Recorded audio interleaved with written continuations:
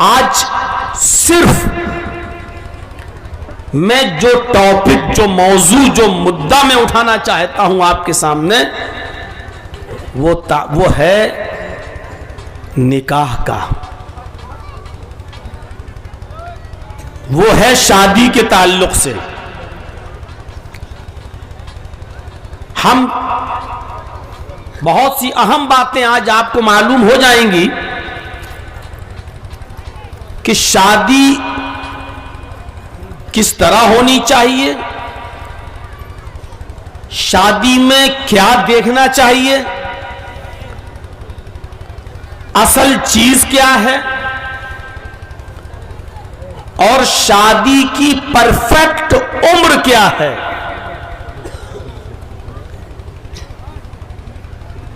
اور مہر کا مسئلہ کیا ہے، لڑکا کیسا ہونا چاہیے، لڑکی کیسی ہونی چاہیے، پیغام نکاح کون دے،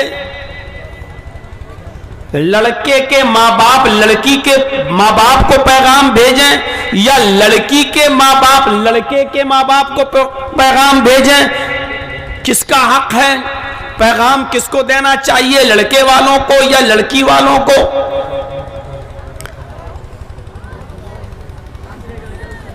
اور سب سے اچھا نکاح کون سا ہے، بابرکت نکاح کون سا ہے، اور نکاح میں عام طور پر کیا چیز دیکھنی چاہیے دونوں کو، اور نکاح کے بعد جہیز کی کیا حیثیت ہے، اسی چند چیزوں پر میں آپ کے سامنے گفتگو کرنا چاہتا ہوں۔ سب سے پہلے میں بخاری شریف کی ایک حدیث آپ کے سامنے پڑھنا چاہتا ہوں۔ حدیث چونکہ لمبی ہے اس لیے میں اس کے ترجمے کو آپ کے سامنے رکھ رہا ہوں، اس سے آپ اندازہ لگا سکتے ہیں، کئی مسئلے اس حدیث میں آپ کو سننے کو ملیں گے۔ حضرت عمر فاروق رضی اللہ تعالی عنہ کی ایک بیٹی تھی، حضرت عمر کی، جن کا نام تھا حضرت حفصہ۔ حضرت عمر فاروق رضی اللہ تعالیٰ عنہ نے اپنی بیٹی حفصہ کا نکاح حضرت خنیس ابن حذافہ السہمی سے کیا تھا۔ ابھی میری سپیڈ تھوڑی سلو ہے اور میں اس لیے سلو رکھ رہا ہوں تاکہ یہ بات آپ کے ذہن میں پہلے بیٹھ جائے۔ حضرت عمر فاروق نے اپنی بیٹی کا نکاح کس کے ساتھ کیا تھا؟ حضرت خنیس ابن حذافہ السہمی کے ساتھ۔ کچھ دن تک حضرت خنیس حفصہ کے ساتھ رہے، نکاح میں حفصہ ان کے رہیں، اور جب اسلام کی پہلی جنگ ہوئی، اسلام کی پہلی لڑائی ہوئی، جس جنگ کا نام تھا، جس لڑائی کا نام تھا جنگ بدر، اس جنگ بدر کے اندر حضرت عمر فاروق کے داماد، حضرت حفصہ کے ہسبینڈ، حضرت خنیس ابن حذافہ السہمی بھی اس میں شامل تھے، وہ بھی جنگ میں گئے ہوئے تھے اور لڑ رہے تھے۔ لیکن اس جنگ کے اندر وہ بری طریقے سے زخمی ہو گئے۔ جنگ بدر میں 14 صحابہ شہید ہوئے، لیکن ان 14 صحابہ میں حضرت خنیس ابن حذافہ السہمی کا نام نہیں ہے، کیونکہ اس وقت وہ زندہ تھے، بدر میں قتل نہیں کیے گئے، شہید نہیں ہوئے تھے، بس بری طریقے سے زخمی ہو گئے تھے حضرت خنیس۔ زخمیوں کے کیمپ میں لایا گیا، مرہم پٹی ہوئی، علاج چلا، گھر پہ پہنچا دیے گئے، تیمارداری ہوتی رہی، عیادت ہوتی رہی، دیکھ ریکھ ہوتی رہی، لیکن زخم اتنے تھے حضرت خنیس ابن حذافہ السہمی کے جسم پر کہ وہ زخموں کی تاپ نہیں لا سکے، اور جنگ بدر کے کچھ دنوں کے بعد حضرت خنیس کا انتقال ہو جاتا ہے۔ اب ذرا نظر ڈالیے گا، جس وقت حضرت خنیس کا انتقال ہوتا ہے اس وقت حضرت حفصہ کی عمر کتنی تھی؟ حضرت عمر فاروق کی بیٹی حفصہ کی عمر تھی ماتر 21 سال، 21 ایئرز، صرف 21 سال۔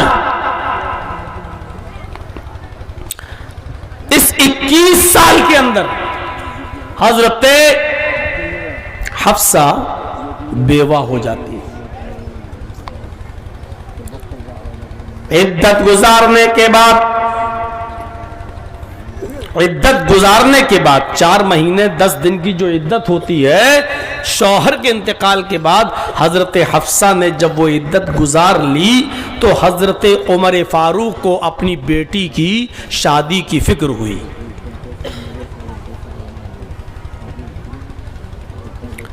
ذہن میں ایک بات رکھیے گا، 21 سال کی عمر ہے اور حضرت عمر فاروق کو اپنی بیٹی کی دوسری شادی کی فکر ہوئی۔ ہماری بہت سی مائیں بہنیں بیوہ بیٹھی ہوں گی، شوہر کے انتقال کے بعد وہ کہتی کہ نہیں اب میں دوسرا نکاح نہیں کروں گی، پہلی بیوی کی محبت کو میں دل میں لیے رہوں گی،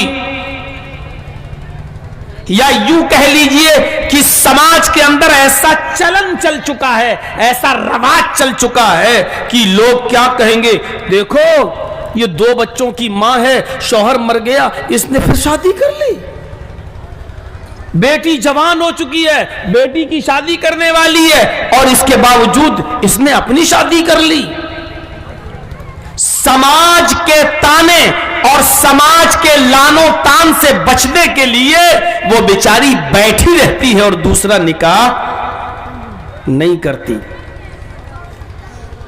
آئیں گی باتیں۔ حضرت عمر فاروق رضی اللہ تعالی عنہ کو فکر ہوئی اپنی بیٹی کی دوسری نکاح کی، تو حضرت عمر فاروق نے اپنی بیٹی کے رشتے کی بات کس سے کی؟ حضرت عثمان غنی رضی اللہ تعالی عنہ سے۔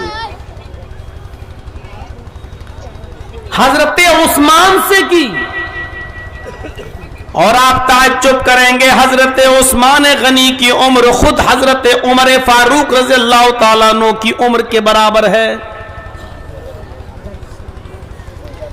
یعنی عمر میں ایج میں وہ خود حضرت عمر فاروق رضی اللہ تعالیٰ عنہ سے 2-3 سال چھوٹے ہیں، لیکن ایک عمر یہی مانی جائے گی تقریباً عمر کی عمر کے۔ 21 سال کی بیٹی، اور بات کس سے کر رہے ہیں؟ عثمان غنی سے، اور عثمان غنی رضی اللہ تعالیٰ عنہ بھی شادی شدہ ہیں، ایسا نہیں ہے کہ ان کے بچے نہ ہو یا ان کی بیوی نہ ہو، ان کی بیوی موجود ہیں، پھر بھی اپنی بیٹی حفصہ کے نکاح کے لیے عثمان غنی سے رابطہ کرتے ہیں۔ حضرت عثمان غنی رضی اللہ تعالیٰ عنہ سے کہتے ہیں، حضرت عثمان غنی سے پہلے حضرت ابو بکر صدیق سے انہوں نے عرض کیا تھا۔ اب دیکھیے عمر فاروق رضی اللہ تعالیٰ عنہ دوسرے خلیفہ ہیں، ایک مسئلہ یاد رکھیے گا، پہلے خلیفہ کون ہے؟ ابو بکر، دوسرے خلیفہ کون؟ عمر، اور تیسرے خلیفہ کون؟ عثمان۔ حضرت عمر بیچ میں ہے، عثمان اور ابو بکر کے بیچ میں کون ہے؟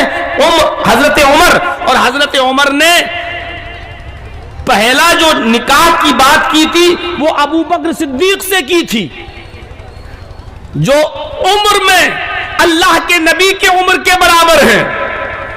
حضرت ابو بکر صدیق کی عمر محمد रसूलुल्लाह सल्लल्लाहु अलैहि वसल्लम की उम्र के बराबर है, बस 2-3 साल का फर्क है।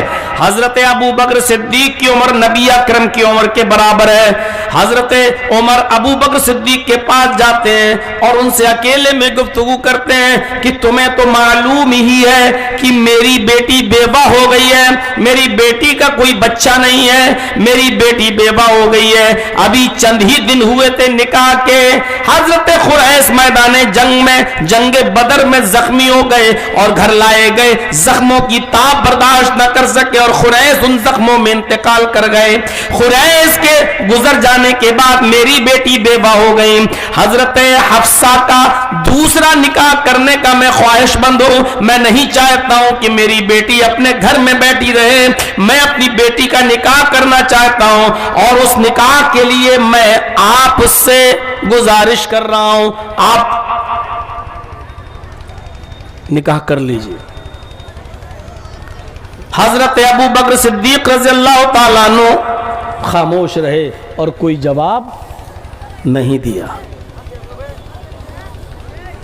जब कुछ दिन इंतजार किया हजरत उमर फारूक ने कि शायद अबू बकर मशवरा कर रहे हो, शायद अबू बकर सोच रहे हो, 10 दिन 15 दिन गुजर गए, तब हजरत उमर फारूक कहते हैं कि मुझे बड़ी तकलीफ हुई। इस बात की तकलीफ नहीं कि अबू बकर ने मेरी बेटी के साथ निकाह नहीं किया, बल्कि तकलीफ मुझे सिर्फ इस बात की हुई कि अबू बकर सिद्दीक खामोश रहे, न तो मेरी बेटी से निकाह के लिए हाँ किया और ना ही ना किया। अरे अगर नहीं करना था तो साफ साफ कह देते कि मैं नहीं करूंगा, मेरे पास वक्त नहीं या मेरे पास प्रॉब्लम है, परेशानी है। ना उन्होंने हाँ कहा ना कहा, इसलिए मुझे हजरत अबू बकर सिद्दीक रज़ियल्लाहु ताला अन्हु के खामोश रहने से तकलीफ हुई। कुछ दिनों के बाद हजरत उस्मान से कहा, आए उस्मान, मैं तुम्हारे साथ अपनी बेटी का निकाह करना चाहता हूं, क्या तुम मेरी बेटी से निकाह करोगे? मैं अपनी बेटी का हाथ तुम्हें देना चाहता हूं। हजरत उस्मान गनी ने बहुत अच्छी बात कही, उन्होंने कहा कि मुझे कुछ सोचने का वक्त दीजिए, कुछ टाइम दीजिए, कुछ वक्त दीजिए सोचने का। कुछ दिन गुजर जाने के बाद हजरत उमर फारूक ने फिर टोका, आए उस्मान, इतने दूर गुजर गए, क्या सोचा, घर में क्या मशवरा हुआ, कुछ सोचा? तो हजरत उस्मान गनी ने फरमाया, आए उमर, मशवरा भी हुआ और मैंने खुद भी गौर किया, मैं इस नतीजे पे पहुंचा कि मैं आपकी बेटी के साथ निकाह नहीं कर सकता। कुछ ऐसी प्रॉब्लम्स हैं, कुछ ऐसी परेशानियां हैं कि अब मैं दूसरा निकाह नहीं कर सकता, दूसरी शादी नहीं कर सकता। हजरत उमर ने कहा, कोई बात नहीं। हजरत अबू बकर उमर से बड़े हैं मकाम में, पहले खलीफा, और उस्मान छोटे हैं मकाम में, उमर के बाद तीसरे खलीफा। और रिश्ता मांगने कौन गया? बेटी के लिए उमर। ये नहीं देखा कि अबू बकर मकाम और मर्तबे में हमसे बड़े हैं, कैसे मैं बेटी का रिश्ता मांगूं, और फिर उस्मान से भी मांगा। ये नहीं सोचा कि उस्मान तो हमसे छोटे हैं मकाम में और दर्जे में, मैं इनके पास क्यों जाऊं, अरे इनको खुद गर्ज हो तो मेरे पास आए। नहीं, तो पता ये चला रिश्ते में न तो कोई बड़ा देखा जाएगा और न कोई छोटा देखा जाएगा। हजरत उमर फारूक ने बेटी का हाथ अबू बकर से मांगा और उस्मान से मांगा। इससे ये दलील निकलती है कि लड़की वाला भी अगर किसी लड़के के अंदर दीनदारी देखता है तो लड़की का बाप या लड़की की मां लड़के के मां और बाप से भी बात कर सकती है अपने बेटी के रिश्ते के लिए, अपनी बेटी के निकाह के लिए लड़की वाले भी पैगाम भेज सकते हैं और निकाह का पैगाम दिया जा सकता है। मसला निकालिए आप, अभी बुखारी शरीफ की हदीस खत्म नहीं हुई है, अभी पूरा वाकया खत्म नहीं हुआ है। आइए जरा देखें, हजरत उस्मान गनी रज़ियल्लाहु ताला अन्हु ने मना कर दिया, आए उमर मैं निकाह नहीं कर सकता, घर में मशवरा नहीं बैठा। اگر ہماری آج کی تقریر کو مردوں سے زیادہ اگر عورتیں غور سے سنیں گی تو بہت سی چیزیں آج ان کو سمجھ میں آئیں گی کہ آج شادیوں میں کیا ہو رہا ہے ہمارے یہاں. اگر وہ تھوڑی دیر کے لیے چپ ہو جائیں, اپنا کپڑا, اپنی چپل, اپنی سینڈل, اپنی کریم, اپنی لپسٹک, اپنی پاؤڈر اگر اس کا پرچار کر چکی ہو تو, اگر تھوڑا سا فری ہو گئی ہو تو غور سے سن لیں.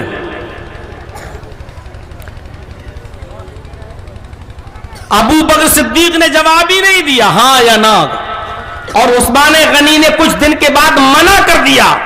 حضرت عمر فاروق کہتے ہیں عثمان کے منع کرنے سے مجھے اتنی تکلیف نہیں ہوئی جتنا ابو بکر کی خاموشی سے مجھے تکلیف ہوئی, اس لیے کہ انہوں نے مجھے لٹکا دیا, مجھے نہ ہاں کہا نہ نہ کہا, میں اپنے گھر میں بیٹھا ہوا تھا. حضرت عمر فاروق فرماتے ہیں میں اپنے گھر میں بیٹھا ہوا تھا, ابھی 2-4 ہی دن گزرے تھے حضرت عثمان کے منع کرنے کے بعد, ابھی 2-3 دن ہی گزرے تھے کہ ہمارے پاس جناب محمد رسول اللہ صلی اللہ علیہ وسلم تشریف لائے اور مجھ سے کہنے لگے اے عمر, حفصہ بیوہ ہو گئی ہیں, خنیس کا انتقال ہو گیا ہے, خنیس اللہ کو پیارے ہو گئے ہیں, خنیس کے بعد تمہاری بیٹی بیوہ ہو گئی ہے, تمہیں اپنی بیٹی کی شادی کی کوئی فکر ہے یا نہیں ہے؟ میں نے کہا ہے. فرمایا کہ اے عمر اگر تمہیں کوئی اعتراض نہ ہو تو میں تمہاری بیٹی کے ساتھ حفصہ کو پیغام نکاح دیتا ہوں, میں حفصہ سے نکاح کرنا چاہتا ہوں, میں تم سے گزارش کرتا ہوں کہ اپنی بیٹی کا ہاتھ مجھے دے دو, یعنی حفصہ کے ساتھ میں نکاح کرنے کے لیے, میں شادی کرنے کے لیے تیار ہوں. حضرت عمر فاروق کے چہرے پہ مسکراہٹ آ گئی. فرمایا یہ رشتہ تو ابو بکر سے بہتر ہے, یہ رشتہ تو عثمان غنی سے بھی بہتر ہے کہ خود جناب محمد رسول اللہ میری بیٹی کو پیغام نکاح دینے کے لیے میرے پاس تشریف لے آئے ہیں. میں نے فوراً اس کو قبول کر لیا اس رشتے کو, اور پھر میں نے اپنی بیٹی کا نکاح جناب محمد رسول اللہ صلی اللہ علیہ وسلم سے کر دیا. حضرت حفصہ کی رخصتی ہو گئی. ایک دن میں مسجد میں نماز پڑھنے کے لیے گیا, ابو بکر صدیق مجھے ملے اور ہم کو گھیر کر الگ لے گئے, پکڑ کر الگ لے گئے اور کہنے لگے اے عمر تم شاید مجھ سے ناراض ہو. حضرت عمر نے فرمایا جی میں آپ سے ناراض ہوں. شاید اے عمر تم مجھ سے اس لیے ناراض ہو کیونکہ میں نے آپ کی بیٹی کے نکاح کے سلسلے میں آپ کو کوئی جواب نہیں دیا.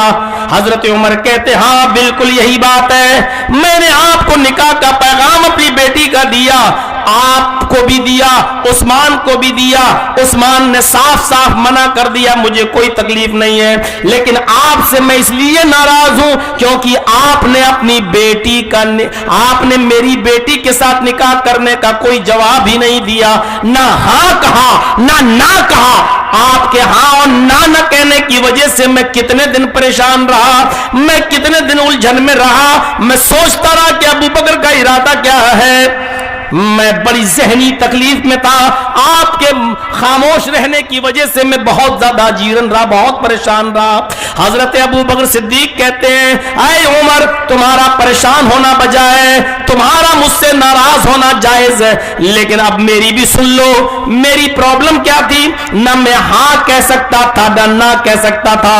اس کی وجہ یہ تھی کہ اے عمر جب آپ نے مجھے اپنی بیٹی سے نکاح کرنے کے لیے کہا تھا, آپ کے پیغام دینے سے پہلے, اپنی بیٹی کے ساتھ میرا رشتہ کرنے سے پہلے, کچھ ہی دن پہلے محمد رسول اللہ صلی اللہ علیہ وسلم نے مجھ سے یہ کہا تھا اے ابو بکر عمر فاروق کے اوپر کیا گزر رہی ہوگی, اس کی جوان بیٹی بیوہ ہو گئی ہے, خریس کا انتقال ہو گیا ہے, عمر فاروق کے لیے ہمیں کچھ سوچنا چاہیے. اب میں اپنے ساتھ عمر فاروق کی بیٹی کا نکاح کرنے کو تیار ہوں, اس لیے ابھی عدت گزر جانے دو, اس کا معاملہ ختم ہو جانے دو, میں خود عمر سے بات کروں گا اور میں عمر کی بیٹی حفصہ سے نکاح کر لوں گا. میں نے نبی اکرم کی یہ گفتگو کو سنا تھا جو اللہ کے رسول نے مجھ سے کہا تھا. میں چاہتا تھا کہ میں آپ کی بیٹی سے نکاح کر لوں، لیکن نکاح کی خواہش محمد رسول اللہ مجھ سے کر چکے تھے، حفصہ کے ساتھ نکاح کی، اس لیے میں یہ کیسے خواہش کر لیتا اور ہاں کیسے کر دیتا کہ نہیں میرے ساتھ کرو، جبکہ اللہ کے نبی کہہ چکے ہیں کہ میں حفصہ سے نکاح کروں گا۔ تو جب مجھ سے کہہ چکے اور مجھے معلوم تھا نبی کا ارادہ، تو اس لیے میں ہاں تو کہہ نہیں سکتا تھا، اور نہیں اس لیے نہیں کہا کہ ڈائریکٹ منع کر دینے سے کہیں تمہیں تکلیف نہ ہو جائے، میں نے نہیں اس لیے نہیں کیا کہ پہلے اللہ کے رسول صلی اللہ علیہ وسلم پیغام دیں یا آپ کا ارادہ بدل جائے اور آپ بعد میں نکاح نہ کرنا چاہیں، تو جب نبی اکرم کا ارادہ بدل جائے گا، اگر وہ نکاح نہیں کرنا چاہیں گے تو پھر میں آپ کی بیٹی سے نکاح کر لیتا، اس لیے میں نے منع بھی نہیں کیا۔ ہاں اس لیے نہیں کہا کیونکہ اللہ کے رسول آپ کی بیٹی سے نکاح کرنا چاہتے تھے، اور نہ اس لیے نہیں کہا کیونکہ مجھے یہ تھا کہ کہیں ایسا نہ ہو کہ اللہ کے رسول صلی اللہ علیہ وسلم کا ارادہ بدل جائے اور نکاح نہ کریں تو پھر میں نکاح کر لوں گا، اس لیے میں نے نہ بھی نہیں کیا۔ اب تم جو بھی سمجھو۔ فرمایا حضرت عمر فاروق نے، آئے ابو بکر تو تم مجھے اتنا بتا دیتے کہ اللہ کے رسول صلی اللہ علیہ وسلم آپ کی بیٹی سے نکاح کرنا چاہتے ہیں تو پھر میں کیا تم سے ناراض ہوتا؟ حضرت ابو بکر صدیق نے فرمایا یہ راز اللہ کے رسول نے صرف مجھے بتایا، کسی اور سے ذکر نہیں کیا تھا، یعنی آپ نے اپنا ارادہ مجھ سے ظاہر کیا تھا اور کہا تھا عدت پوری ہو جانے دو میں حفصہ سے نکاح کر لوں گا، تو یہ راز نبی کا میں جانتا تھا اور میں نہیں چاہتا تھا کہ اللہ کے رسول کے کسی راز کو فاش کروں، اللہ کے رسول صلی اللہ علیہ وسلم کے کسی راز کو کسی دوسرے کے سامنے فاش کروں، اس لیے میں نے نبی کے راز کو نہیں بتانا چاہا، فاش نہیں کرنا چاہا۔ اس حدیث کو سامنے رکھیے تو کتنے مسئلے نکلتے ہیں اس حدیث سے۔ پہلا مسئلہ تو یہ نکلتا ہے کہ اگر کوئی شخصیت میں حیثیت میں تم سے بڑا ہو اس سے بھی نہیں ڈرنا چاہیے، نکاح کے لیے اس سے بھی اپنی بیٹی کے بات کر سکتے ہو، یہ نہیں دیکھنا چاہیے ارے صاحب کہاں میں کہاں وہ، میں اپنی بیٹی کا ہاتھ مانگنے کیسے جاؤں اس کے دربار، وہ ہمیں بھگا نہ دے، یہ نہیں سوچنا چاہیے، کیونکہ عمر فاروق اپنے سے مقام میں بڑے عمر ابو بکر کے پاس گئے تھے۔ ایک مسئلہ یہ نکلا کہ اب کسی کو نیچا بھی نہیں سمجھنا چاہیے، ارے میں اتنا پاورفل اتنا باحیثیت میں اپنے سے نیچے آدمی کے پاس جاؤں گا۔ حضرت عمر فاروق مقام و مرتبے میں جو ان سے نیچے تھے عثمان ان کے پاس بھی گئے، پتہ یہ چلا کہ اس میں مقام و مرتبہ اور حیثیت نہیں دیکھی جائے گی، کون بڑا ہے اور کون چھوٹا ہے۔ دوسرا مسئلہ یہ نکلا کہ شادی کے لیے اپنی بیٹی کے رشتے کے لیے عمر بھی نہیں دیکھی جائے گی۔ حضرت حفصہ کی عمر تھی 21 سال اور ابو بکر صدیق کی عمر محمد رسول اللہ کے برابر، حضرت عمر فاروق سے بھی بڑے۔ غور کرو، یا آج ہماری نظروں میں یہ ہوگا اچھا اپنی بیٹی کی عمر کے لڑکی سے شادی کر لی، شرم نہیں آئی؟ اپنی بیٹی کی عمر کی لڑکی سے شادی کر لی ہے، یہ بڈھا سٹیا گیا۔ میرے بھائیوں 21 سال کی حفصہ کے لیے رشتہ کس سے مانگا؟ ابو بکر سے، جبکہ ابو بکر عمر فاروق سے بھی بڑے تھے۔ دوسرا رشتہ کس سے مانگا؟ عثمان سے، جو حضرت ابو بکر کی عمر کے تھے۔ اور پھر شادی کس کے ساتھ ہوئی؟ محمد رسول اللہ کے، جو خود ابو بکر صدیق کی عمر کے تھے، بلکہ ان سے بھی 2 سال کا فرق تھا۔ میرے بھائیوں ذرا آپ غور کرو، اپنی بیٹی کا رشتے میں عمر نہیں دیکھی بلکہ دینداری دیکھی، امانت داری دیکھی، صداقت دیکھی، تو رشتے کے اندر کیا دیکھا جائے گا؟ عمر نہیں دیکھی جائے گی، بلکہ میں یہ نہیں کہہ رہا ہوں کہ عمر مت دیکھو، میں یہ کہہ رہا ہوں یہ فرض نہیں ہے کہ آپ اپنی بیٹی کے لیے عمر ہی دیکھیں اور کچھ نہ دیکھیں، نہیں، حضرت عمر فاروق نے دینداری دیکھی اور محمد رسول اللہ سے اپنی بیٹی کا نکاح کر دیا۔ میرے بھائیوں ایک مسئلہ اس سے یہ پتا چلتا ہے کہ اگر کسی نے آپ سے کہہ دیا، مثلا جرجیت صاحب نے آپ سے یہ کہہ دیا کہ یار فلاں لڑکی مجھے پسند ہے اور میں فلاں لڑکی سے نکاح کرنا چاہتا ہوں، آپ کو معلوم ہے کہ جرجیت صاحب اس سے نکاح کرنا چاہ رہے ہیں، آپ کو یہ معلوم ہے، لیکن لڑکی کا باپ آپ کے پاس آ جائے اور آپ سے اگر یہ کہتا ہے کہ آپ خوبصورت ہیں، اچھا کماتے ہیں، بزنس مین ہیں، میں اپنی بیٹی کا نکاح آپ کے ساتھ کرنا چاہتا ہوں، تو پھر آپ ایسے موقع پر آپ کی نیت خراب نہیں ہونی چاہیے، اس وقت تک آپ اس کو نہ ہاں کہیں نہ کہیں جب تک کہ جرجیت صاحب کا معاملہ خود ختم نہ ہو جائے، جرجیت صاحب ارادہ بدل دیں یا جرجیت صاحب کو لڑکی کا باپ منع کر دے کہ ہم نہیں کریں گے اپنی بیٹی کا نکاح تمہارے ساتھ، اس وقت تک آپ کو خاموشی اختیار کرنا چاہیے۔ ایسا نہیں کہ کسی کے ارادے کو ٹھیس پہنچاتے ہوئے آپ ہی اس کے ساتھ نکاح کر لیں کہ نہیں یہ تو اچھی بات ہے اور آپ دوسرے کے ساتھ غداری کر جائیں۔ اس حدیث سے یہ بھی پتا چلا جیسے حضرت ابو بکر صدیق نے نہ ہاں کہا نہ کہا۔ غور کرتے جائیے اس حدیث سے کتنے مسئلے نکلے۔ دوسری بات، اگر کسی کو یہ معلوم ہے کہ فلاں آدمی فلاں کے ساتھ نکاح کرنا چاہتا ہے، آپ کو یہ راز معلوم ہے تو کسی کے راز کو فاش بھی نہیں کرنا چاہیے، کسی کے راز کو اگلنا بھی نہیں چاہیے، اپنے منہ سے بیان بھی نہیں کرنا چاہیے کہ ایسا تم کیسے کر رہے ہو، نہیں کر سکتے ہو، ایسا ہم تمہیں نہیں کرنے دیں گے۔ میرے بھائیوں، راز کو فاش نہیں کرنا چاہیے۔ ایک مسئلہ اس حدیث سے یہ بھی نکلا، آج ہم اپنے سماج پر غور کریں اور سوسائٹی پر غور کریں کہ آج کیا ہوتا ہے شادیوں کے اندر۔ اچھا اس کا رشتہ لگ گیا اس کے ساتھ، اب اس کی برائیاں بیان کرنا شروع، اتنی برائیاں بیان کی جاتی ہیں کہ وہ برائیاں سن کر یا تو لڑکے والا لڑکی کو منع کر دیتا ہے یا لڑکی والا لڑکے کو منع کر دیتا ہے کہ نہیں صاحب ہم اتنے برائیوں والے لڑکے کے ساتھ یا لڑکی کے ساتھ نکاح نہیں کر سکتے۔ میرے بھائیوں آئیے اس حدیث کو ہم سامنے رکھیے گا، پوری تقریر کا میرا نچوڑ اسی حدیث کے اوپر ہوتا رہے گا۔ آئیے اب نوجوانوں کو محمد رسول اللہ صلی اللہ علیہ وسلم کیا حکم دے رہے ہیں۔ آئے نوجوانوں سنو، اللہ کے نبی صلی اللہ علیہ وسلم کا فرمان کیا ہے؟ آپ نے فرمایا یا معاشر الشباب من استطاع منکم الباءۃ فلیتزوج فإنہ اغض للبصر واحسن للفرج۔ بڑی پیاری حدیث، بخاری کتاب النکاح کے الفاظ۔ آئے نوجوانوں، یا معاشر النساء، یا معاشر الشباب، آئے نوجوانوں کی جماعت، آئے نوجوانوں کے گروہ، آئے نوجوانوں، من استطاع منکم الباءۃ، اگر تمہارے پاس قوت ہو، طاقت ہو، فَلْيَتَزَوَّجْ، تو تم نکاح کر لو۔ ایک ایک لفظ کو سنیے گا، اگر تمہارے پاس قوت ہو، الباءت کے اندر کئی چیزیں شامل ہیں۔ کیسی قوت؟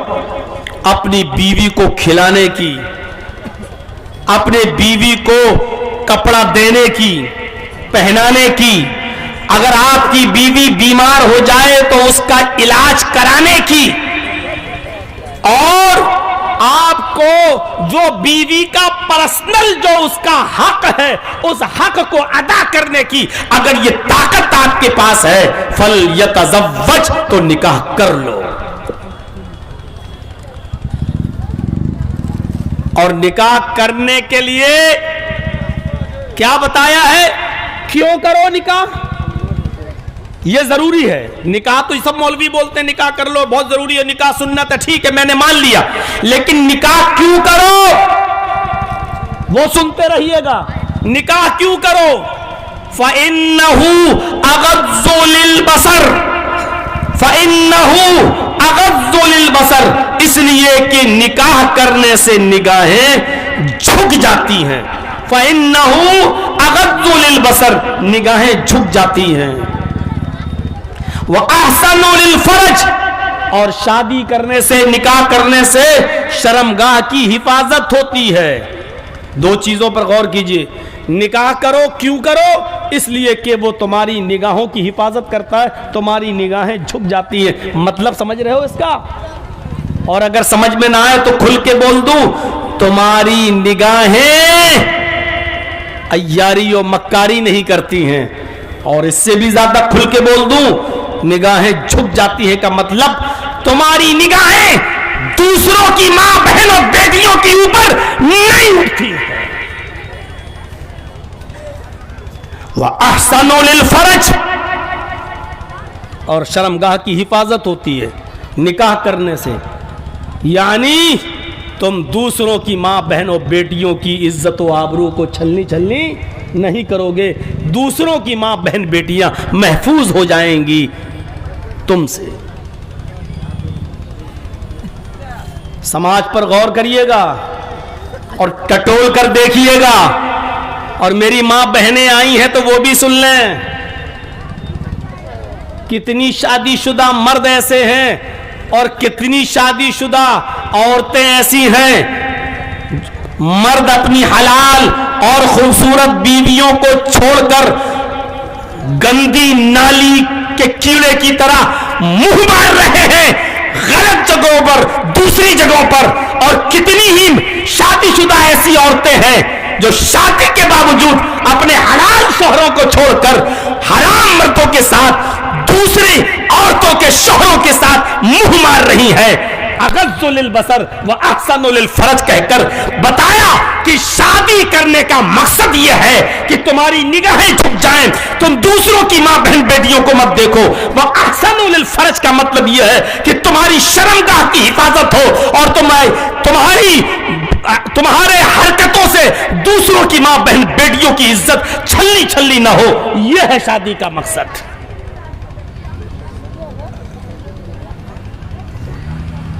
بہت بڑا تماچا ہے یہ. ہم 25 سال سے تو تقریباً آ ہی رہے ہیں آپ کے علاقے میں. ایسے گاؤں جانتا ہوں جہاں شادی شدہ عورتیں دوسروں کے ساتھ پکڑی گئی ہیں اور باقاعدہ پنچایتیں ہوئی ہیں, ان کو لڑکے کو رکھا گیا ہے. میں نام نہیں لوں گا, گھبرائیے مت. لیکن اس 25 سالہ زندگی میں جلسوں کے اندر یہ منظر دیکھا ہے میرے بھائیوں کہ گھر سے کہہ کے گئی ہم جلسے میں جا رہے ہیں, اور فون کر کے بلا کر کھیتوں میں پکڑی گئی. ہم کنوارے لڑکے اور لڑکیوں کی تو بات ہی نہیں کر رہے, وہ تو ہر جلسے میں کبھی نہ کبھی منظر دیکھنے کو مل جاتا ہے. میرے بھائیوں, ہم شادی شدہ عورتوں کی بات کر رہے ہیں اور شادی شدہ مردوں کی بات کر رہے ہیں, یہ بھی پکڑے گئے. بہت سوچ سمجھ کر ہم نے اس ٹاپک کو اٹھایا ہے. یا معاشر الشباب من استطاع منکم الباء فلیتزوج. اے نوجوانوں, اگر شادی کرنے کی طاقت ہو, بیوی کو کھلانے کی, پلانے کی, علاج کی, کپڑا لتا دینے کی طاقت ہو اور اس کا پرسنل حق ادا کرنے کی طاقت ہو تو نکاح کر لو. فلیتزوج, شادی کرو. شادی اس لیے کرو کہ فإنہ اغض للبصر. اس کا ترجمہ میں یوں کر رہا ہوں تاکہ دوسروں کی ماں بہن بیٹیوں پر تمہاری نظریں نہ پڑیں. فإنہ اغض للبصر, اس کا ترجمہ یہ کر رہا ہوں تاکہ دوسروں کی ماں بہن بیٹیوں پر منہ مت مارو, ان کو تکتے نہ پھرو, ان کے خوبصورت گالوں پر اور ان کے خوبصورت جسموں پر تمہاری نظریں نہ پڑیں. وأحسنوا للفرج, اور اس کا ترجمہ میں یوں کر رہا ہوں شادی کر لو اس لیے کہ تم شادی کر لو گے, تاکہ اس لیے شادی کرو تاکہ دوسروں کی ماں بہن بیٹیوں کی عزت محفوظ رہے. کتنی کلیئر حدیث ہے. اور اس کے بعد اللہ کے رسول نے ایک اور بات کہہ دی, اوفو, وہ بھی آپ کو بتا دیتا ہوں, ابھی حدیث ختم نہیں ہوئی ہے. فَمَن لَّمْ يَسْتَطِعْ, اگر کسی کے پاس یہ طاقت نہ ہو تو ایک علاج بھی بتا دیا ہے. اگر تم اپنی بیوی کو کھلا نہیں سکتے ہو, پلا نہیں سکتے ہو, بیمار ہو جائے تو علاج نہیں کر سکتے ہو, اس کو کپڑا نہیں پہنا سکتے ہو اور اس کا حق ادا نہیں کر سکتے ہو, اگر یہ طاقت نہیں ہے تمہارے اندر تو کوئی بات نہیں, نکاح نہیں کر سکتے ہو تو مت کرو. فَعَلَيْهِ بِالصَّوْمِ, تو تم روزے رکھا کرو, نفلی روزے رکھنے کے عادی بن جاؤ. اس لیے کہ روزہ رکھو گے تو تقوی تمہارے اندر پیدا ہو جائے گا, روزہ رکھو گے تو اللہ کا خوف تمہارے اندر پیدا ہوگا, اور جب خوف پیدا ہوگا تو تم دوسروں کی ماں بہن بیٹیوں کو نہیں دیکھو گے, اور دوسروں کی ماں بہن بیٹیوں کی عزت سے کھلواڑ نہیں کرو گے. یعنی کتنی فکر ہے عورتوں کی عزت و آبرو کو بچانے کی کہ شادی کر کے جائز طریقے سے مقصد حل کرو, ٹھیک ہے, لیکن نہیں کر سکتے ہو تو روزہ رکھو. یعنی ہر حال میں ماں بہن بیٹیوں کی عزتیں محفوظ رہنا چاہیے. اگر روزہ نہیں رکھو گے تو تقویٰ نہیں پیدا ہوگا, اور تقویٰ نہیں آئے گا تو تم کنوارے ہو کر, غیر شادی شدہ ہو کر تو اور زیادہ وبال بچاؤ گے, اور زیادہ مصیبتیں کھڑی کرو گے دوسروں کی ماں بہن بیٹیوں کے ساتھ. اس حدیث کے معنی اور مفہوم کو سمجھ لیا آپ نے؟ زبردست حدیث. دنیا کی سب سے زیادہ مفید اور فائدے مند چیز کیا ہے؟ نیک عورت. حدیث میں ہے اللہ کے رسول نے فرمایا الدنیا کلھا متاع وخیر متاع الدنیا المرأۃ الصالحہ. دنیا کی سب سے بہترین فائدے کی چیز کون ہے؟ پوری کی پوری دنیا فائدے کی چیز ہے. اب دنیا کلھا متاع, پوری کی پوری دنیا فائدہ اٹھانے کی چیز ہے.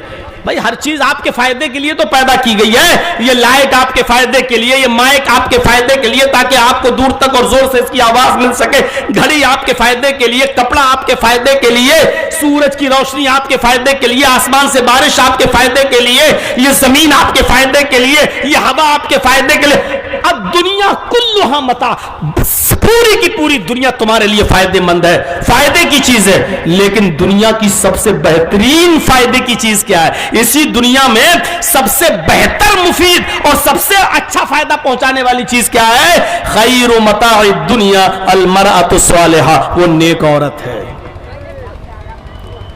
جس کی بیوی نیک ہے, جس کی بیوی نیک ہے, شوہر کے لیے دنیا جنت ہے. اور جس کی بیوی نیک نہ ہو تو وہ شوہر کے گھر ہی کو جہنم بنا دیتی ہے. یہاں جتنے لوگ بیٹھے ہیں ہماری بات سے اتفاق شادی شدہ لوگ تو رکھتے ہی ہوں گے. آپ کو اپنی بیویوں کا تجربہ اچھا ہوگا. نیک بیوی اپنے شوہر کے گھر کو جنت بنا دیتی ہے, شوہر کو پوری دنیا جنت نظر آتی ہے. اور بے حیا عورت, نافرمان عورت, ناشکری عورت, آپ رکشہ چلائیں, مزدوری کر کے لائیں, ایک دن میں 500 روپے کما کے گھر پہ لے جا کے بس 500. اوفو, اس شوہر کے کلیجے سے پوچھو کہ کیا بیت رہی ہے اس کے اوپر. وہ بیچارہ صبح 9 بجے سے اپنے سر پر اینٹیں لاد لاد کر اٹھا کر مزدوری کرتا ہے, شام کو 500 روپے لے کر آیا ہے, اس نے پسینہ بہایا ہے, ابھی اس نے چاکلیٹ بھی اپنے لیے نہیں لی ہے, وہ 500 روپے لے کے گھر پہنچا اور بیوی نے کہا بس 500. اس میں کیا ہوگا؟ پوچھئے اس شوہر سے اس کے دل پر کیا بیتتی ہوگی. تو ایسی عورت گھر کو جہنم بھی بنا دیتی ہے, شوہر کو پھر جہنم نظر آتی ہے. میرے بھائیوں, ایسی بدکار عورت جو شادی شدہ ہونے کے بعد بھی اپنے شوہر کی امانت میں خیانت کر کے اپنے جسم کو کسی دوسرے مرد کے سامنے پروس دے اور پیش کر دے, ایسی عورت بھی اپنے شوہر کے لیے اس دنیا کو جہنم بنا دیتی ہے. بہت ہی سوچ سمجھ کر یہ ٹاپک اٹھایا. اب دیکھیے حدیث کیا کہتی ہے. عورتوں میں مردوں کو یہ مصیبت خود مول جو لے رہے ہو نا, بچ سکتے ہو اس سے. کیسے بچو گے؟ اس کی طریقہ بتایا اللہ کے رسول نے. آؤ اس طریقے کی طرف چلتے ہیں. آؤ تھوڑا سا ٹائم دے دیجئے, اللہ کے رسول نے آپ کو اس مصیبت سے بچانے کے لیے کیا کہا ہے؟ فرمایا تنکح المرأۃ لأربع لمالها ولحسبها ولجمالها ولدینها فاظفر بذات الدین. یہ طریقہ اپنا لو، گھر جنت بن جائے گا. عورتوں کے اندر 4 چیزیں دیکھی جاتی ہیں. شادی کے وقت 4 چیزیں لوگ دیکھتے ہیں. تنکح المرأۃ لأربع، شادی کے موقع پر عام طور پر 4 چیزیں دیکھی جاتی ہیں. پہلی چیز لمالها، اسی لیے آج گھر جہنم بنا ہوا ہے. شادی کے وقت دیکھا جاتا ہے مال کتنا ملے گا. ایک لڑکا کسی لڑکی سے نکاح کرتا ہے تو پہلے دیکھ لیتا ہے وہاں موٹر سائیکل ملے گی یا نہیں ملے گی، اور موٹر سائیکل نہیں ملتی ہے تو دیکھ لیتا ہے کہ 2 لاکھ 3 لاکھ 4 لاکھ 5 لاکھ 6 لاکھ ہمیں مل رہا ہے کہ نہیں مل رہا ہے. شادی سے پہلے ہی طے ہو جاتا ہے کہ موٹر سائیکل نہ دو، گاڑی نہ دو تو اتنے لاکھ روپے ہم کو دو، ہم بزنس کریں گے. لڑکا بزنس کرے گا. کیوں؟ لڑکی کے مال سے تو بزنس کرے گا. لڑکی کا باپ پیسے دے گا تب تو دکان چلائے گا. اس سے تو بہتر تھا کہ تو انٹرنیشنل بھکاری بن جاتا اور بھیک مانگتا. کتنی بے غیرتی کی بات ہے کہ لڑکی کے ماں باپ کے پیسے سے تو بزنس کرے گا. اسی لیے گھر جہنم بنا ہوا ہے. جب مال دے گی 10 لاکھ روپے تمہارا اس کا باپ دے گا تو تمہاری فرما بردار بن کے رہے گی. جب بھی طلاق دینے کی دھمکی دو گے وہ کہے گی لاؤ میرا 10 لاکھ روپیہ. ہم نے خود اپنے گھر کو جہنم بنایا ہے. تو ان کا المرأۃ لأربع لمالها، مال دے کر شادی کی جاتی ہے. ولحسبها، حسب النسب دے کر شادی کی جاتی ہے. میرا خاندان یہ، اس کا خاندان کیا ہے. میں بی اے پاس ہوں تو لڑکی بھی کم سے کم انٹر ہے کہ نہیں. میں ایم کام ہوں تو لڑکی بھی بی کام ہے کہ نہیں. میں اتنا ہینڈسم ہوں تو لڑکی بھی حور ہے کہ نہیں. یہ تو تیسرے نمبر پہ حسب و نسب پہلے دیکھا جاتا ہے.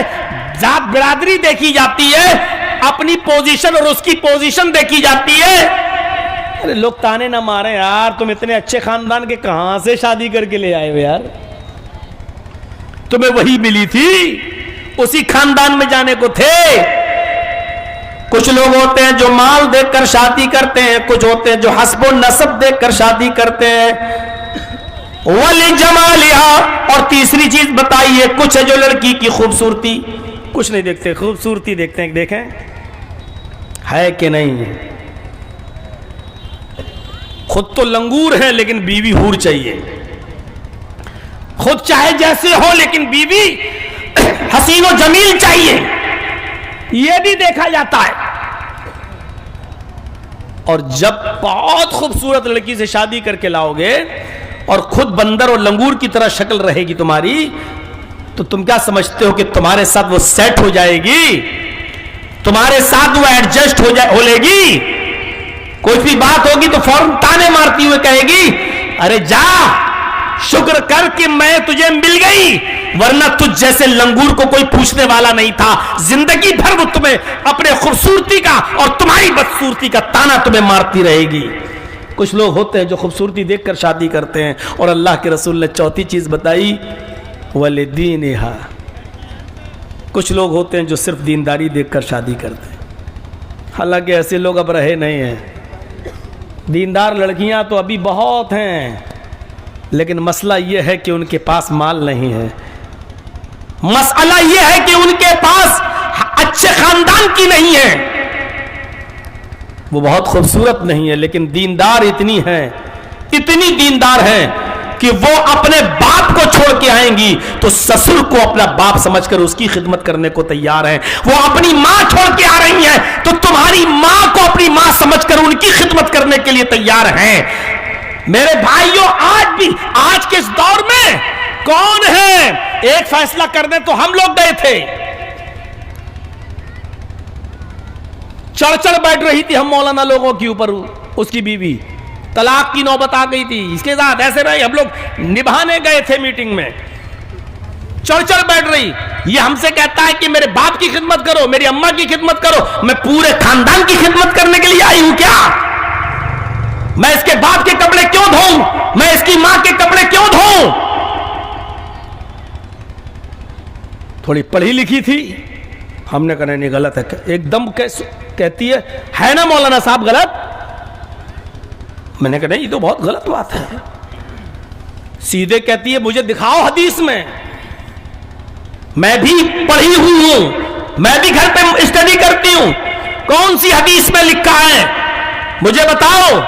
مولانا صاحب میں نے بھی کچھ سال مدرسے میں پڑھا ہے، کہیں قرآن میں نہیں لکھا، کہیں حدیث میں نہیں لکھا کہ بیوی اپنے سسر کے کپڑے دھوئے، اپنی ساس کی خدمت کرے، کہیں نہیں لکھا ہے، میں کیوں کروں؟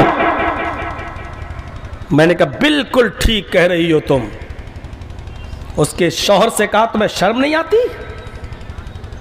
تم دیکھیے بات کو میں نے گھماتے ہوئے اس طریقے سے کہا، میں نے کہا شرم نہیں آتی تمہیں؟ وہ ایک عورت آئی ہے، کسی کی بیٹی ہے، دین کا مسئلہ جانتی ہے، قرآن سے واقف ہے، حدیث سے واقف ہے، وہ جانتی ہے کہ ساس کی اور سسر کی خدمت کرنا ہمارے اوپر فرض نہیں ہے۔ میں نے کہا یہی نا؟ کہتی جی کہیں نہیں آیا قرآن و حدیث میں نہیں کروں گی۔ میں نے کہا بالکل مت کرو بیٹا، تمہیں کرنے کا کوئی حق بھی نہیں ہے۔ شوہر کہتا ہے پھر کیسے؟ ہم دن بھر کام پہ رہتے ہیں، ہمارے باپ کو کون دیکھے گا؟ ہم اکیلے بھائی ہیں، ہماری ماں کو دیکھ رہے کون کرے گا؟ میں نے کہا تجھے کون منع کرتا ہے؟ تو دوسری شادی کیوں نہیں کرتا ہے؟ دوسری شادی کر، شریعت میں تو دوسری بیوی کی اجازت ہے، اور جب دوسرا نکاح کر کے لا تو اس عورت سے پہلے شرط لگا لو کہ میری ماں کی خدمت کرنا پڑے گی، میرے باپ کی بھی خدمت کرنا پڑے گی۔ اگر وہ اس شرط کو مانتی ہے تو اس سے نکاح کر لے۔ کہتی کیا؟ میں نے کہا قرآن و حدیث میں اگر یہ نہیں ہے تو یہ تو ہے۔ قرآن و حدیث میں ماں باپ کی خدمت نہیں ہے تو مت کرو، لیکن قرآن و حدیث میں دوسری بیوی کی شوہر کو اجازت ہے، وہ کرے گا۔ اس کی ماں ہے بیچاری، آنکھوں سے اندھی ہے، اپاہج ہے، اس کی دیکھ ریکھ کون کرے گا؟ وہ بیچارہ کما کے لائے گا تو تمہیں کھلائے گا، بچوں کو پالے گا، تو اس کے باپ کو کون دیکھے گا؟ اس کی ماں کو کون دیکھے گا؟ اور تم کہتی ہو شریعت میں نہیں ہے، تو شریعت میں جو ہے اس کو کرنے دو۔ کہتی مرجع مولوی اسی لیے آیا ہے اور میرے گھر کو بگاڑنے کے لیے آیا ہے، برباد کرنے آیا ہے۔ میں نے کہا جاؤ تم دوسری شادی کرو، تم نے شریعت کا حوالہ دیا، میں بھی تمہیں شریعت کا حوالہ دے رہا ہوں، تمہارے لیے جائز ہے دوسری شادی کرنا، اور دوسری عورت سے کہہ دو کہ ہمارے ماں باپ کی خدمت کر۔ بعد میں پتا چلا کہ اب خدمت شروع ہو گئی اپنے آپ، ماں باپ کی خدمت کرنا اب گوارا ہے لیکن سوتن برداشت نہیں ہے، اب نہیں ہے۔ یہ تو کر لے گا، مولوی اس کو پٹی پڑھا گیا ہے۔ اب وہ سب سے زیادہ گالیاں مجھی کو دیتی ہے۔ سنا ہے کچھ لوگوں کے منہ سے وہ کہہ رہی ہے کہ مولوی جرجیز کی تقریر تو سننے ہی نہیں چاہیے، وہ مولوی ہی نہیں ہے، وہ تو گھر بگڑواتا ہے۔ میرے بھائیوں شریعت کو پہچانو، ہم خود اپنے گھر میں آگ لگانے کے ذمہ دار ہیں۔ جب مال دیکھو گے، حسب و نسب دیکھو گے، خوبصورتی دیکھو گے اور دینداری کو ایک طرف رکھو گے تو کرو، اب بناؤ اپنے گھر کو جہنم، اور دینداری دیکھو گے۔ پھر ایک بات کہہ دوں، کوئی ضروری نہیں کہ ساری دیندار لڑکیاں، ساری مدرسوں کی پڑھی ہوئی مولونے سب اچھی رہیں، یہ بھی سن لیجئے، یہ بھی ضروری نہیں ہے۔ ایک مولون کو ایسا بھی دیکھا ہے میں نے جو کہہ رہی تھی اپنے شوہر سے کہ کھانا پکانا بھی عورت کی ذمہ داری نہیں ہے، تم لاؤ پکا پکایا کھانا۔ کچھ مولونے بھی سر پہ چڑھ کے رہتی ہیں، یاد رکھیے گا۔ دینداری کا معیار کسی مدرسے سے پڑھ کے آنا نہیں ہے، دینداری کا معیار کچھ الگ ہے میرے بھائیوں۔ آپ دیکھیے کہ وہ نماز کتنا پڑھتی ہے، دینداری کا معیار دیکھنا ہے تو یہ دیکھو کہ وہ 5 وقت کی نمازی ہے نہیں، دینداری کا معیار ہے دیکھنا تو یہ دیکھو کہ وہ گھر سے نکلتی ہوئی ہے تو کیسے نکلتی ہے، وہ کس کے ساتھ جاتی ہے۔ دینداری کا معیار دیکھنا ہے تو یہ دیکھو کہ وہ اپنے خالہ کے ساتھ کیسا سلوک کرتی ہے، اپنے ماں کے ساتھ اور اپنے باپ کے ساتھ کیسے رہتی ہے، اپنے بھائیوں کے ساتھ اس کا کیا طور طریقہ ہے، इन तमाम चीजों पर घर की औरतों को भेजकर उस लड़की का पता लगवाओ। अगर वो अपने माँ के लिए ठीक, अपने बाप की खिदमत, अपने भाइयों की खिदमत करती है और नमाज के वक्त वो नमाज की पाबंदी करती है, रोजा भी रखती है, तो मान लो कि यकीनन वो तुम्हारे घर पे भी आके तुम्हारे घर को जन्नत बनाएगी और इसी उसूल और इसी ज़ाब्ते के ऊपर वो चलेगी। मेरे भाइयों, दीनदारी का मयार ये नहीं है कि कोई मदरसे से पढ़ के आए और आने के बाद अपने घर पे आने के बाद मोबाइल पे इंस्टाग्राम देखे। आजकल की 80 नहीं 90% लड़कियां सिर्फ मोबाइल देखकर बिगड़ रही हैं। उन्होंने अपने माँ बाप की, आज उन्होंने अपने सास ससुर की खिदमत करना इसलिए छोड़ दिया क्योंकि आज उनको यही पढ़ाया जा रहा है और मोबाइल पे उनको यही सिखाया जा रहा है। फरमाया वाली दीनिहा, तुम लड़की के अंदर उसकी दीनदारी को देखकर शादी करो। ये किसको कहा? लड़के वालों को। लड़की में क्या देखो? दीनदारी। अच्छा, लड़की वालों को भी हुक्म है, ऐसा नहीं है अल्लाह के रसूल ने सिर्फ लड़के वालों से कहा लड़की में दीनदारी देखो। लड़कियों वालों को भी हुक्म है कि वो लड़के के अंदर क्या देखें। क्या देखें? तुम बाल देखती हो, इसके बाल सलमान खान की तरह हैं कि नहीं है? तुम बॉडी देखती हो, ये जिम जाता है कि नहीं जाता है, ये कितना बड़ा बॉडी बिल्डर है। तुम्हें देखना क्या है? बहुत से माँ बाप ऐसे होंगे जिनकी बेटियां जवान होंगी, इस जलसे में आए होंगे। आए अपनी जवान बेटियों के माँ बाप, आओ तुम्हें एक हदीस सुनाता हूं। अल्लाह के नबी सल्लल्लाहु अलैहि वसल्लम ने तुम्हें भी हुक्म दिया है, अपनी लड़की के निकाह के लिए तुम कौन सा लड़का तलाश करो, कैसा बेटा कैसा दामाद तलाश करो। फरमाया इज़ा खतब इलैकुम मन तरज़ौन दीनहु व खुलुकहु फज़व्विजूहु इल्ला तफ़अलूहु तकुन फितनतुन फिल अर्ज़ व फसादुन नारीस।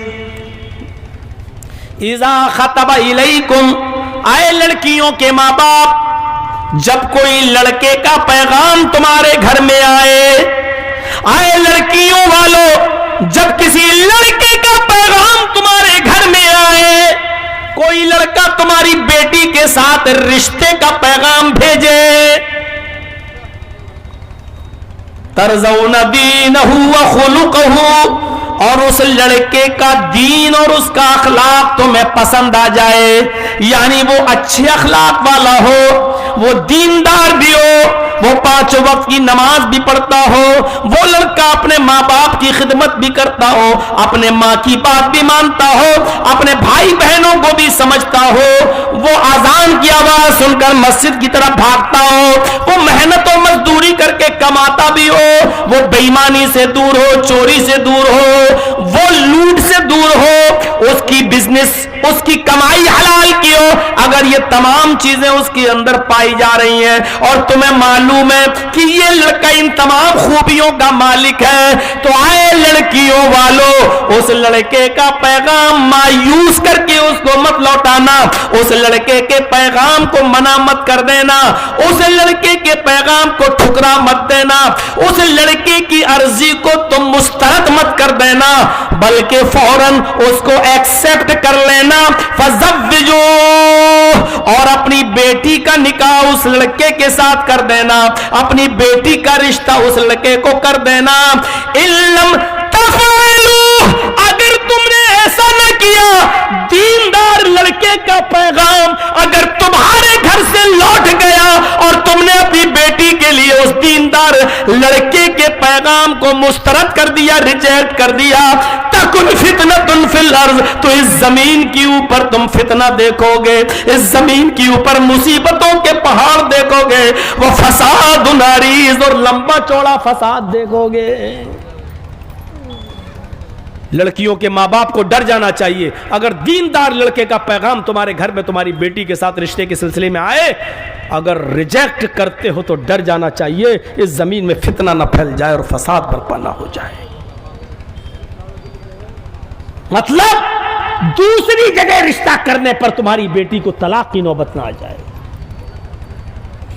माँ बाप बेचारे क्या करें, जब लड़की ही खुद अपने आशिक को प्रपोज कर चुकी है और बाप मजबूर है, अगर मैंने अपनी बेटी के मर्जी के मुताबिक शादी नहीं की تو میری بیٹی بھاگ جائے گی اور پورے خاندان کی ناک کٹا دے گی، اس لیے مجبور ہے باپ بیچارہ، اور مجبوری میں چاہے جیسا ہو لڑکا اس کے ساتھ اپنی بیٹی کا نکاح کر دیتا۔ لو بھائی مصیبت ٹلی ہے۔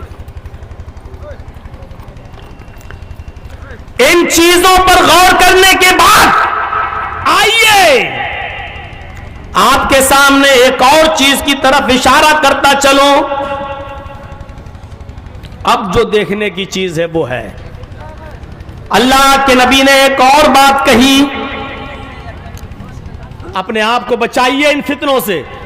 ایک حدیث سنیے، ان اعظم النکاح برکتن ایسرہ بؤونتن، مسند احمد کی روایت ہے، اللہ کے نبی فرماتے ہیں، حضرت عائشہ اس حدیث کی راوی ہے، وعن عائشہ ان النبی صلی اللہ علیہ وسلم قال ان اعظم النکاح برکتن ایسرہ بؤونتن، حضرت عائشہ فرماتی ہے کہ نبی اکرم جناب محمد رسول اللہ صلی اللہ علیہ وسلم نے فرمایا سب سے زیادہ بابرکت نکاح وہ ہے، سب سے زیادہ اچھا اور برکتوں والا نکاح وہ ہے ایسرہ مؤونتن، جو خرچے کے اعتبار سے سب سے کم ہو، جس میں خرچہ سب سے کم ہو۔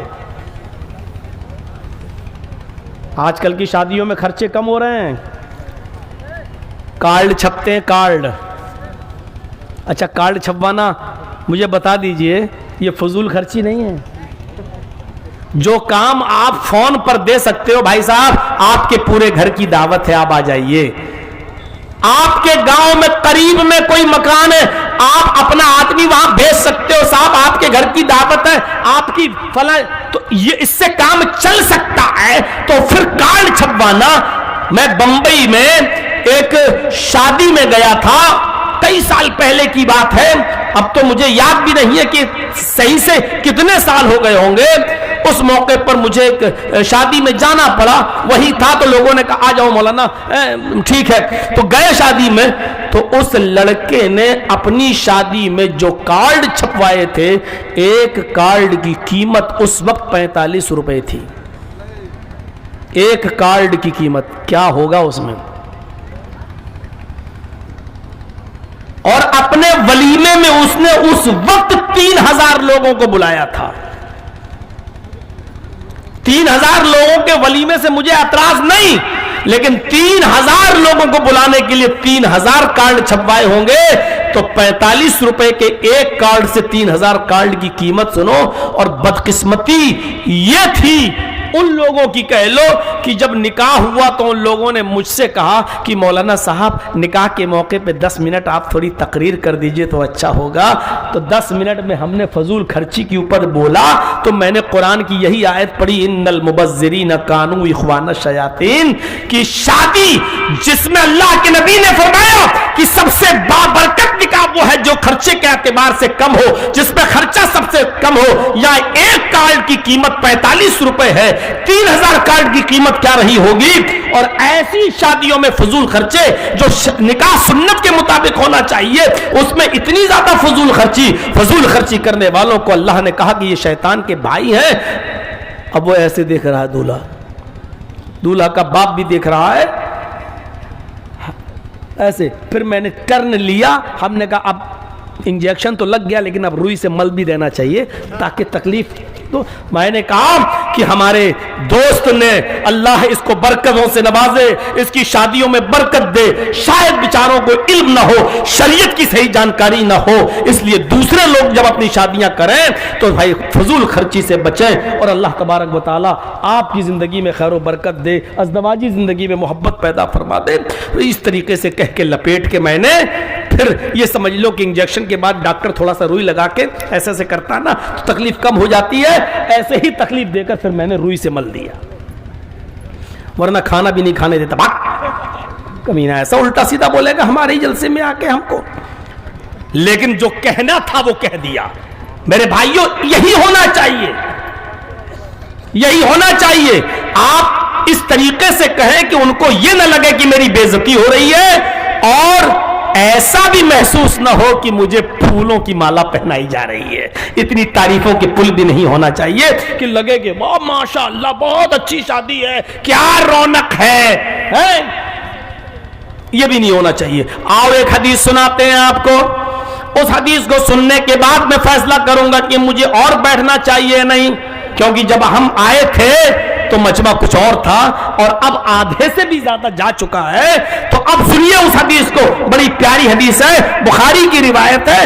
اللہ کے نبی جناب محمد رسول اللہ صلی اللہ علیہ وسلم کے پاس ایک عورت آئی. ایک ایک چیز سنتے جائیے. اللہ کے نبی کے پاس ایک عورت آئی.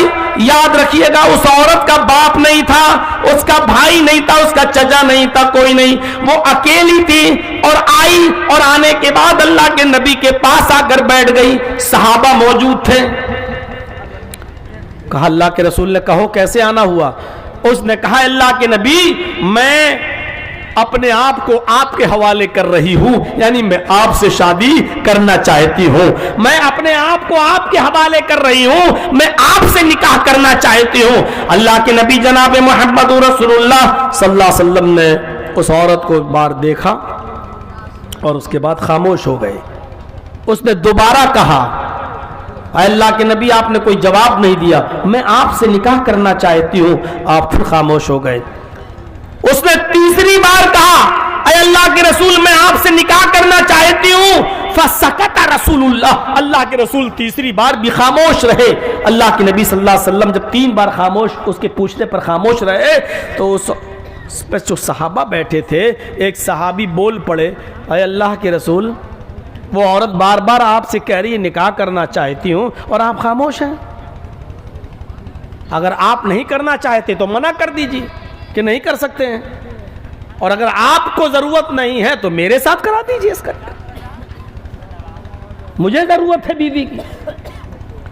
تو اللہ کے نبی صلی اللہ علیہ وسلم نے فرمایا کہ میں تو نہیں کر سکتا, اب میں نہیں کروں گا شادی, لیکن تمہیں ضرورت ہے شادی کی. اس نے کہا, آپ نے کہا ٹھیک ہے, آؤ ادھر. بلایا صحابی کو, غور سے دیکھیے اور اپنا معاشرہ دیکھیے, سماج دیکھیے.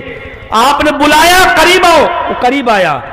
آپ نے کہا اس عورت سے, تم بھی دیکھ لو اس کو ایک بار, اور تم بھی دیکھ لو. اس نے کہا ٹھیک ہے, مجھے تو پسند ہے. اس عورت نے کہا اللہ کے رسول اگر آپ نہیں کر رہے ہیں تو میں اس کے ساتھ کر لوں گی. بھئی مجھے بھی ضرورت ہے, میرا کوئی نہیں ہے, مجھے بھی سہارا چاہیے, میں اس کے ساتھ نکاح کرنے کے لیے تیار ہوں. اگر آپ نہیں کرنا چاہتے تو. کہا میں نہیں کروں گا, تو پھر میں اس کے ساتھ کر لوں گی. ہوگا ٹھیک ہے, کرو گی؟ ہاں. اسی جگہ بیٹھ کر اللہ کے رسول نے اس عورت سے نہیں کہا اچھا مال کتنا ہے تیرے پاس, جہیز کتنا ہے تیرے پاس, موٹر سائیکل کون دے گا. ارے اس زمانے میں موٹر سائیکل نہیں چلتی تھی تو کچھ تو چلتا ہی ہوگا, یہ سامان کون دے گا, یہ نہیں کہا. جب اس عورت نے کہا کہ میں اس کے ساتھ تیار ہوں نکاح کرنے کے لیے, تو آپ نے سب سے پہلا سوال اس مرد سے کیا, تم اس عورت کو مہر کیا دو گے. حل عندک دین, کیا تمہارے پاس مہر ہے, دینے کو کچھ ہے, تم اس کو کیا دو گے. اب ادھر سے جو جواب آیا مرد کا وہ سنیے, ما عندی شیئن, کچھ نہیں ہے میرے پاس. اچھا کچھ نہ ہو اور نکاح کرنا چاہ رہا ہے. آج کے زمانے میں تصور کر سکتے ہو آپ کے پاس کچھ نہ ہو اور شادی کرنا چاہو. آپ کہہ رہے ہیں اس عورت کو کیا دو گے تم مہر میں. اس نے کہا ما عندی شیئن, وہ تو کچھ نہیں ہے میرے پاس. آپ نے کہا گھر جاؤ, کچھ تلاش کرو شاید مل جائے. کہا ٹھیک ہے نبی کا حکم, میں جاتا ہوں.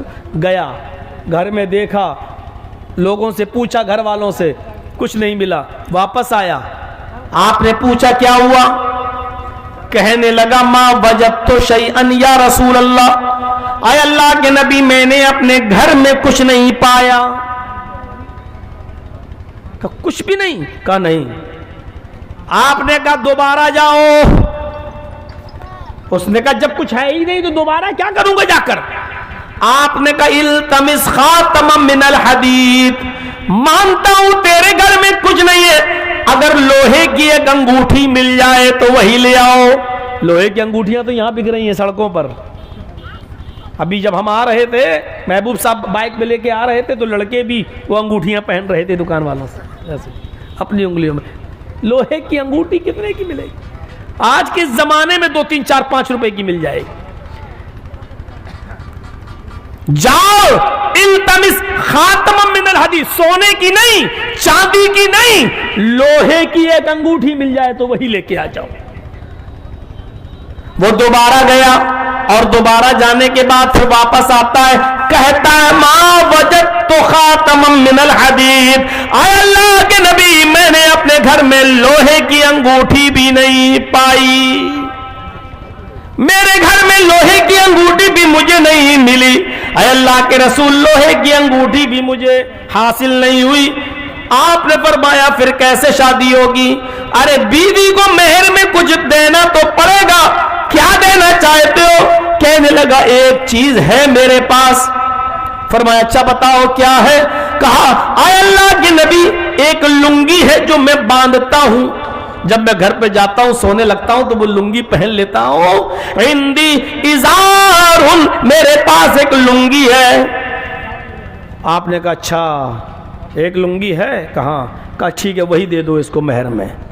پہنی ہوئی, استعمال کی ہوئی, جس کو وہ پہنتا, کہا یہی دے دو. تو کہنے لگا اللہ کے رسول اگر وہ میں اس کو دے دوں گا تو پھر میں کیا پہنوں گا؟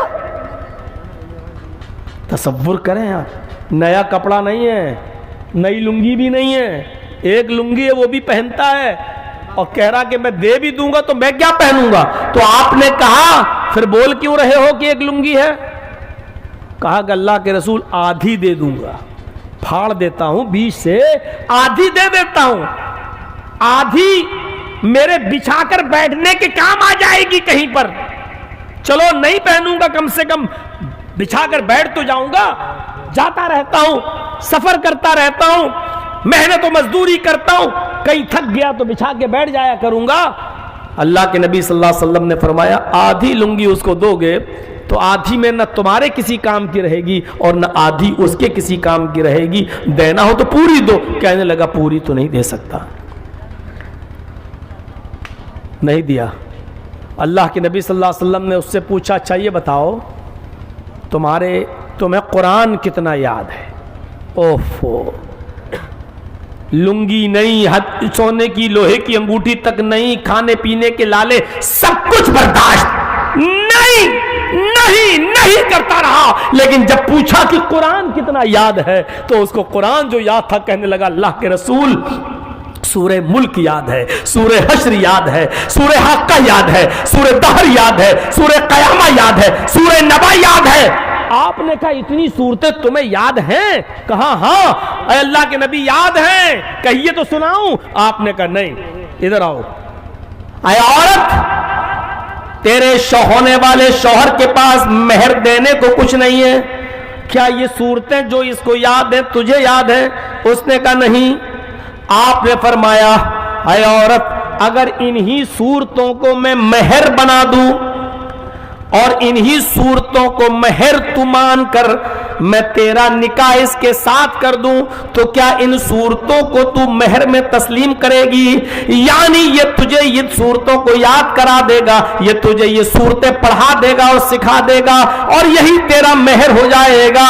کہنے لگی اللہ کے رسول جس عورت کے نکاح میں قرآن کی صورتیں مہر بن جائیں اس عورت سے زیادہ بابرکت نکاح, اس عورت سے زیادہ پاکیزہ نکاح, اس عورت سے زیادہ بہتر نکاح اور کس کا ہو سکتا ہے؟ آپ نے اسی جگہ پر خود ولی بن گئے, سرپرست بن گئے, اور آپ نے نکاح کر کے اس مرد کے ساتھ اس عورت کو رخصت کر دیا. میرے بھائیوں, نہ مہر زیادہ لمبا چوڑا اور نہ ہی میرے بھائیوں سونے کا پتہ, نہ چاندی کا پتہ, نہ نئے کپڑوں کا پتہ, نہ بارات کا پتہ, نہ مہندی کا پتہ, نہ ملیدے کا پتہ, نہ سینڈل اور چپل کا پتہ. میرے بھائیوں غور کرو شادیوں میں کتنے لمبے چوڑے خرچے ہو رہے ہیں, اور اللہ کے نبی نے اسی جگہ پر بیٹھے بیٹھے قرآن کی چند آیتوں کو مہر بنا کر اس کا نکاح کر دیا اور اس کو رخصت کر دیا, اور یہ رخصت بھی ہو گئے اور چلے بھی گئے. ہم تو خود اپنے گھر کو جہنم بنائے ہوئے ہیں، پھر روتے ہیں کہ کیا ہو گیا، کیا ہو گیا۔ یہ نکاح ہوتا تھا، جہیز کی لعنت نے برباد کر دیا آج ہماری سوسائٹی کو۔ آج کتنی شریف گھرانے کی لڑکیاں بیٹھی ہوئی ہیں، کتنی دیندار لڑکیاں بیٹھی ہوئی ہیں گھروں میں، لیکن آج ان کے نکاح اس لیے نہیں ہو پا رہے ہیں کیونکہ ان کے ماں باپ کے پاس دینے کے لیے کچھ نہیں ہے۔ آج لڑکیاں 30 سال کی، 25 سال کی اپنے گھروں میں بیٹھی ہوئی ہیں، آج ان کے نکاح صرف اس لیے نہیں ہو پا رہے ہیں کہ ان کے ماں باپ کے پاس جہیز دینے کے لیے نہیں ہے۔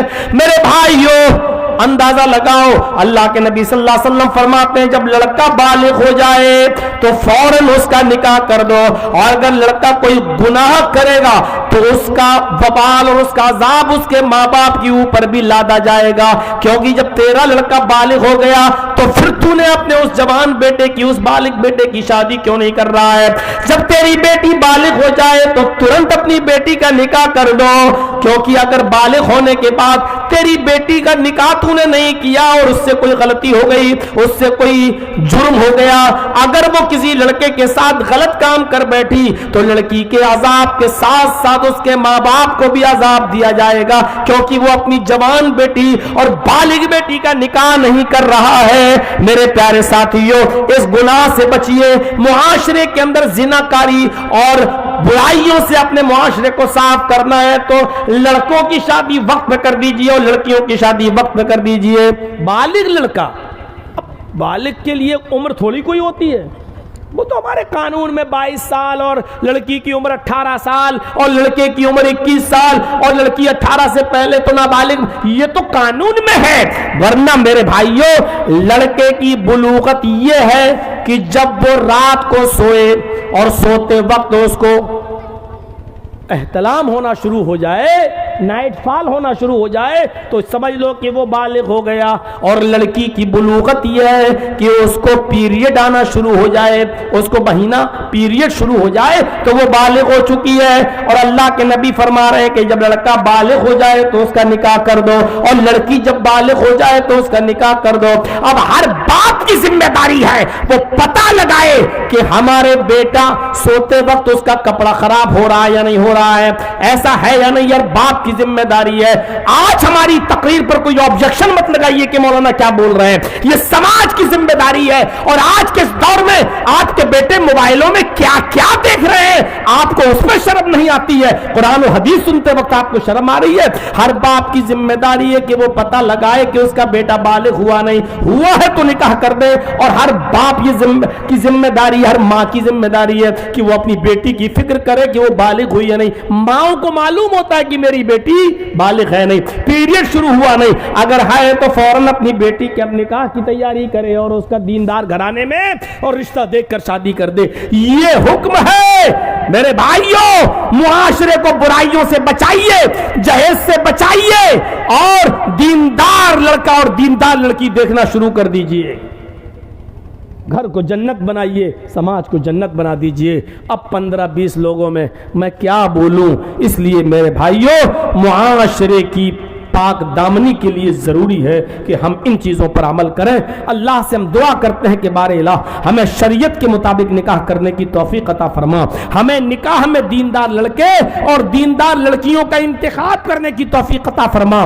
شادی شدہ مردوں کو اور شادی شدہ عورتوں کو ایک دوسرے کے اپنے مردوں کو اور عورتوں کو چھوڑ کر دوسری جگہ اور گندی نالی میں گرنے سے محفوظ فرما کر حلال شوہروں کے لیے اور حلال بیویوں کے لیے ہمیں ایک دوسرے کے لیے سمرپت ہونے کی توفیق عطا فرما۔ الہ العالمین، جب تک تو ہمیں زندہ رکھ، اسلام پہ زندہ رکھنا، اور جب ہمارا خاتمہ ہو تو ایمان پر ہمارا خاتمہ فرمانا۔ وما علینا الا البلاغ المبین، وآخر دعوانا ان الحمد للہ رب العالمین۔ السلام علیکم ورحمۃ اللہ وبرکاتہ۔